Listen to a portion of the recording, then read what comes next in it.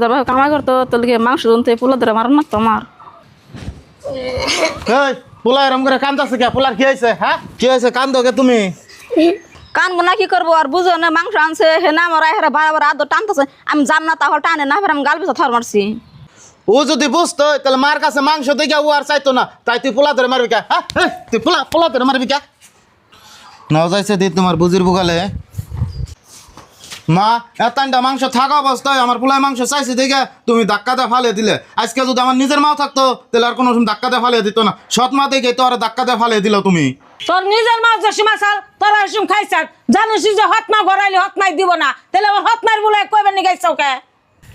ফারুক তোমার বুঝি মাংস দিব না? কালকে আমি কামলা দিয়া মাংস কিনাই না দিরো সেসিনকে তুমি খাইও নি। নাও যাইলাম আমরা জায়গা কে তোমার আমি করলাম না তোমার মা মাংস দিব না সেদিন তো পোলা ধরে মারছি ন জায়গায় ওই গেটা খারা কি কও আব্বা?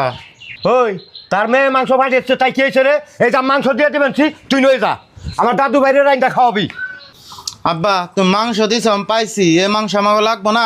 মা ইরান দেখে গিয়া ধরো মা।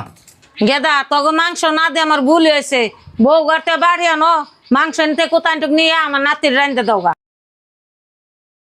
মায়ের যে বাড়ি নিয়েছি তাহলে মাংস দেন ধরো বউ ইন্টা নিয়ে রাইনতে দাওগা আর আমি ইন্টা রান দিকে ফারুক নাও